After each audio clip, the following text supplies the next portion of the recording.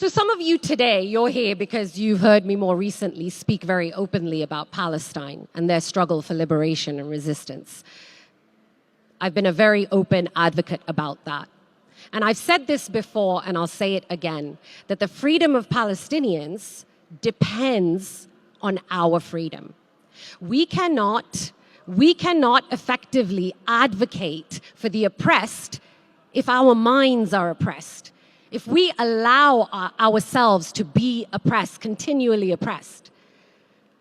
So I have been telling people that the way for you to liberate others who are being oppressed is to first unshackle yourself from those shackles of colonization.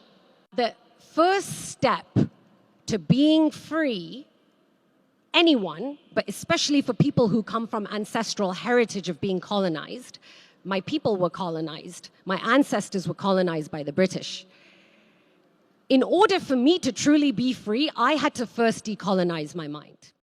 False narrative that we've been sold that as women to be leaders, and today I'm seen as a leader in many spaces, as a professor, as a leader in the EDI space.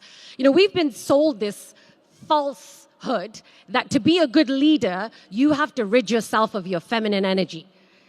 The empathy, the softness, what makes you a woman, you have to take on all these masculine qualities in order to truly be a great leader, to be pragmatic, to be objective.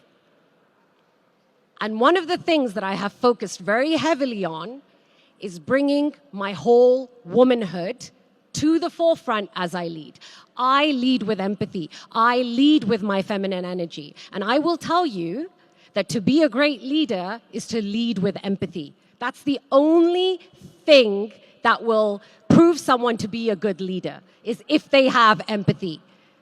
And as women, most of us, we're born with that empathy. And that's why today, I work with a lot of people who are mobilizing on the Palestine cause. And I can tell you, most of them are women. Most of them are mothers with I always joke around, between all of us, I think we have 100 kids.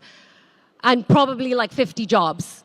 But we are the ones we're at the forefront of a revolution, of a social media revolution.